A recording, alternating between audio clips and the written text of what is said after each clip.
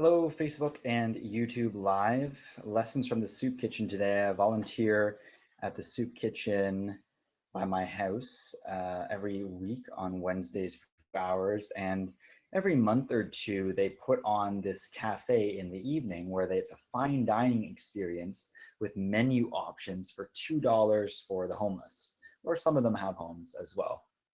So I volunteer my time for about 4 or 5 hours uh, at the cafe. And I just got back from that and I was reflecting on that experience. And I want to make a connection between serving others and um, feeling lonely, feeling depressed, feeling self-pity, hating on ourselves, all these, really amazing things that we get to feel in this human experience. And I vision my volunteer experience as like a vacation. On every Wednesday for 2 hours, I get to go serve other people, and I don't think about myself. I don't think about my business. I don't think about my friends or my family. I don't think about anything else. I'm just in this experience. It's like I'm stepping out of my regular world into another world altogether. Just like tonight, for about 5 hours, pardon me, I was helping cook and then serve for 20 people this fine dining experience where people dress up for this too. Like it gives them this something to look forward to. It gives them this sense nowadays are depressed for a whole bunch of different reasons. And this is not speaking to clinical depression. This is experience speaking to depression that everyone experiences. The type of like, I'm feeling down, I'm feeling sad, I'm feeling these spiraling emotions, I'm feeling this negativity, I'm feeling this guilt about feeling bad, I'm angry that I'm feeling guilty, I'm sad that I'm guilty, and all of that stuff that goes with depression, right? And we go into this spiral of this heavy cloud over our heads that's so hard to move from. And oftentimes we cling to our suffering, we cling to our depression in ways that obviously aren't obvious to us, because if they were obvious, we'd step out of them, right? But what I've noticed in serving others is it gives me perspective, right? And it's not to say that people who are depressed sometimes don't have perspective, but to experience the perspective, to see someone worse off than you and to get to serve them by choice rather than being paid to do so, right? Because it equally feels really good in my coaching business to be paid for what I do. That's amazing too. And also to choose to serve those less fortunate than I am just has me feel so lucky and grateful for being where I am, even if I'm depressed. I have down days, I have down weeks, but there can be a point where we can catch ourselves and say, am I going to choose to wallow in my self-pity, or am I going to choose to get out there and make a difference? And some people might say, well, Brian, like, I can't make a difference. I'm stuck, right? You don't understand me. And this isn't for those people who I don't understand. Because what I do understand is the depression that I've experienced and the depression that I've helped other people with as well. And it's a whole bunch of different tools that we can use to get out of that, oftentimes counterintuitive. And one of them is getting out of my space and my environment, getting into a new environment and serving selflessly. Serving selflessly. I am not there for me at all. And there's this joy that comes from that naturally. I had wanted to volunteer for years before I did. And finally, someone was coaching me, and I had mentioned that, and they handed me the phone and they said, look one up right now. So I looked it up, called in.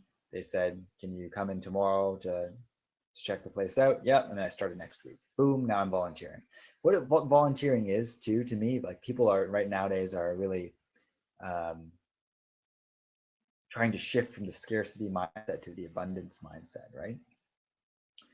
What a better way to really feel abundant than to serve others.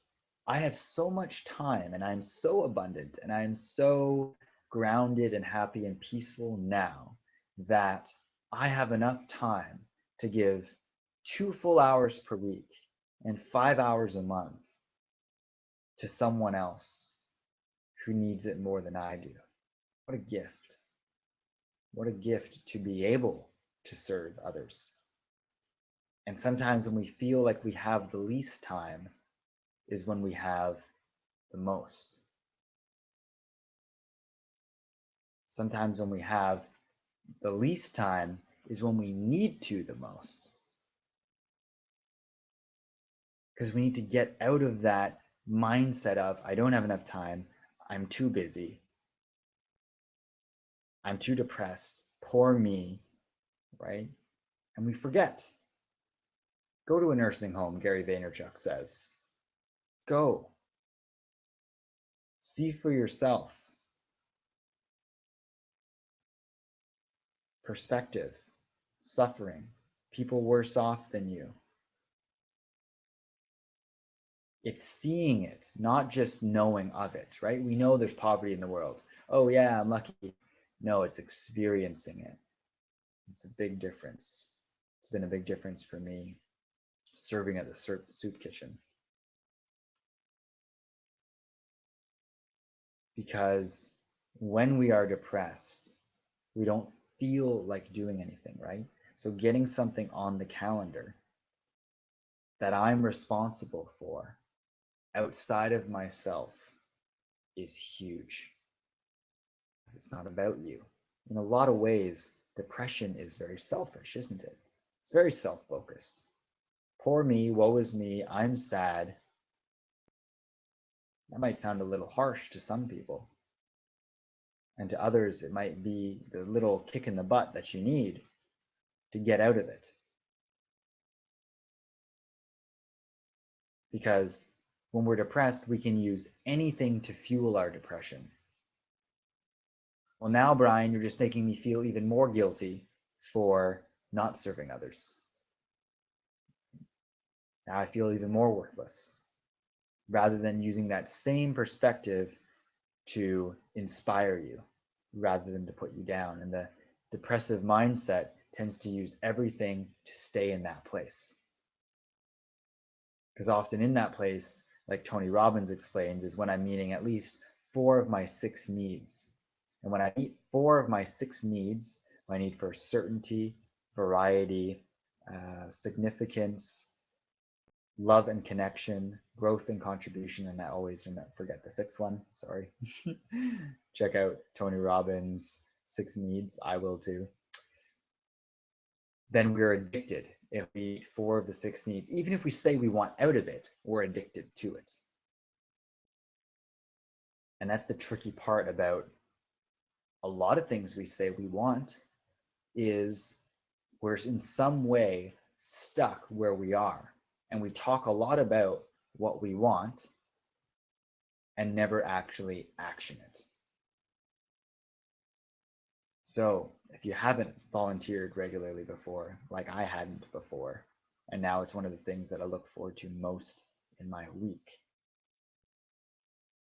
I invite you, I dare you, I challenge you, whatever you need to call someone up in the next 24 hours and make a commitment to do something for someone else, to volunteer your time, because your time is so valuable, right? So valuable. And your presence in service of someone else. They say, don't want what you want, give what you want. You're lonely, go help someone else. Be not lonely. If you're depressed, go help someone. Hear them in their depression. We tend to dig ourselves holes, don't we? When you find yourself in a hole, stop digging. And if there's a pile, shovel it. In other words, little things build up, don't they? And suddenly our rooms are a mess. Our lives are a mess because we didn't shovel all the little piles. Or I've had my head down and I just keep on digging. I don't look up and say, does anyone else need help? Does anyone else need help? So I've just been digging myself a hole. So I hope that helps you reflect a little bit on what you're doing in your life. I try and live my life as if I'm 80 years old, looking back on what I wish I would have done, on who I wish I would have been. And it becomes very clear from that perspective what I want to be doing now, even if it scares me a little bit, even if it's a little uncomfortable. 80-year-old me is proud, looking back, going like, oh yeah, good job, right? What will I wish I would have done? What would I regret not doing? Those aren't deep questions. They're just how we live a life full of meaning. People say, oh, that's so deep. It's like, man, well, we've been living, that's just a testament to the shallow life that we've been living, isn't it? If that's a deep question. No, it's the way we live a meaningful life. And do we want that? Yes, of course we do. If we're honest enough with ourselves, of course we do. So what are we doing about it? Right? Is this going to be another one of those things that you just hear and don't take action on? Or is it going to be one of those things that changes your life in a really subtle yet beautiful way? That's up to you. So I'd love to hear any comments you have below. Subscribe on YouTube. Check out my website, briantohena.com. I would love to hear any questions or comments you have. Please join the True Inner Work community. Personal message me. I'd love to hear from you. Thanks so much for listening, and I will see you next time.